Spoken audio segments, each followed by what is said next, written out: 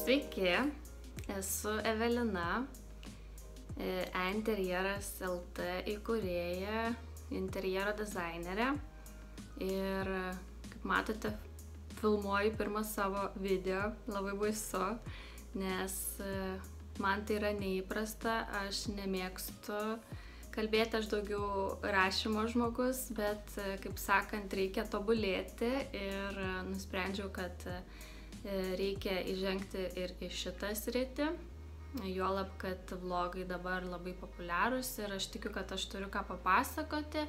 Aš esu įsitikinusi, kad ne visi žmonės perskaito, ką aš parašau, kuriems žmonėms galbūt labiau įsimena video medžiaga ir aš paprašysiu tų, kurie žiūri, parašyti, kaip jums labiau patinka ar skaityti, ar žiūrėti, ar klausyti, nes yra skirtingi žmonių tipai ir kiekvienas informaciją priema skirtingai. Tai labai prašau, parašykite pačiai po komentarais, tiesiog ar video formatas, tarkim, jums yra geras, ar jums patinka labiau skaityti ar žiūrėti. Tiesiog tiek. Kaip minėjau, esu interjero dizainerė, baigiau mokslus Dailės akademijoje, interjero dizaino bakalaurą ir berods prieš 4 metus, man atrodo. Ir jeigu taip apie studijas trumpai, tai man šiaip jos labai patiko. Dar 3 kurse pradėjau rašyti tinklaraštį, dėl to, nes kažkaip vyras pasiūlė rašyti apie maistą, bet galvoju, kad jau ir taip tų maisto tinklaraščių labai daug ir šiaip negaminu kažkokių šedevrų. Ir galvoju, reikia apie savo sritį rašyti, kurią studijuoju ir galbūt tai padės man darbą susirasti ateityje. Taip pat galvojau, rašiau, pabaigiau studijas, bet darbo man padėti nesusirado. Tai tiesiog įsidarbinau įmoniai, kuri prekiauja santechnika, bet aš pati tą santechniką neprekiavau, aš buvau atsakinga už reklamas, už marketingo klausimus ir tas tinklaraštis, kad aš jį rašiau, irgi labai padėjo ir tiesiog pradėjau dirbti ant savęs, kaip sakoma, su interjerais. Iš pradžių prisiregistravau prie turbūt jau daugam žinomo puslapio Versliukai LT, dabar jau jie pakeitė pavadinimą, Paslaugos gal LT berods. Ir tenais gavau savo pirmus klientus ir po truputį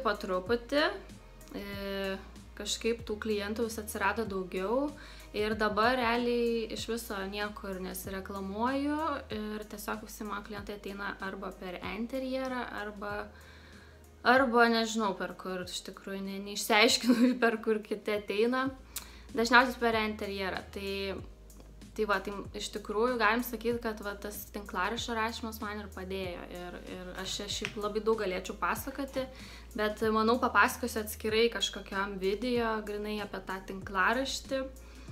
Dar esu dirbusi 2 kurse vaikiškų baldų salone, tuo metu dar buvo Akropolė 2 aukšte. Tai šiokios tokios patirties turėjau dar studijų metais, o daugiau kaip ir jokio darbo nedirbau. Dar padėjau iš tikrųjų tėčiui gruntuoti, špakliuoti sienas, nes tėtis užsiminėjo anksčiau sienų dekorų, sienų dekoravimu.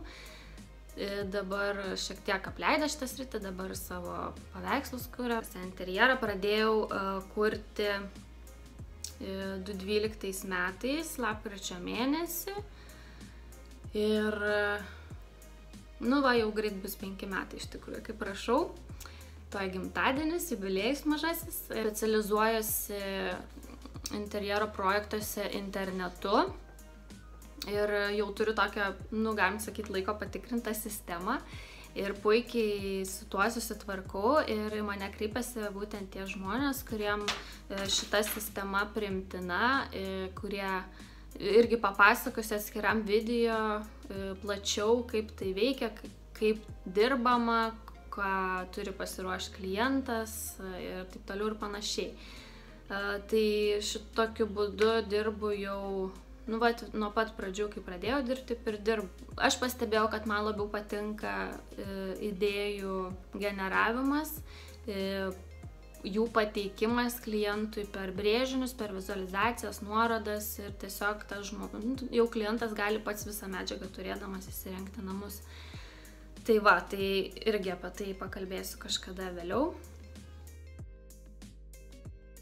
Esu susigalvojusi įvairių temų, apie 20 gal, galima aišku ir daugiau susigalvoti. Ir tai bus įvairiausia, aišku, viskas susijęs su interjeru, nors nežinau, kur nukrypsiu vėliau. Labai kviečiu ir jūs pasisakyti, parašykite komentaruose, ką norėtumėte išgirsti, kas jums įdomu. Ir tai bus ne vien tik kažkokie patarimai, bet ir įžvalgos tam tikros, kažkokie mano pastebėjimai, nuomonė. Kitas video bus apie patarimus perkant butą. Manau, bus labai įdomus video, aš esu parašęs apie tai straipsnį, bet puikiai galiu vėl viską papasakoti, nes, kaip minėjau, galbūt kažkam labiau patinka klausyti nei skaityti. Ir patys turėjom tokią patirtį, kad bandėm įsigyti butą su vyru, bet taip jo ir neįsigijom, papasakosiu kodėl ir ką nusprendėm. Tai laukite sekančio video, pranešiu būtinai įvairiais kanalais. Galite mane sekti Facebook'e, Instagram'e, apsilankyti mano blog'e, visas nuorodas rasite aprašyme, taip pat video aprašyme. Taip pat video aprašyme sudėjau ir įdėjau nuorodą į savo darbų skiltį, jeigu jums įdomu pasižiūrėti, ką aš darau. Ir aš labai tikiuosi, susitiksime, tiksliau pasimatysime, jūs mane pamatysite, nes aš jūsų nematau kitose video. Tai tiek, iki.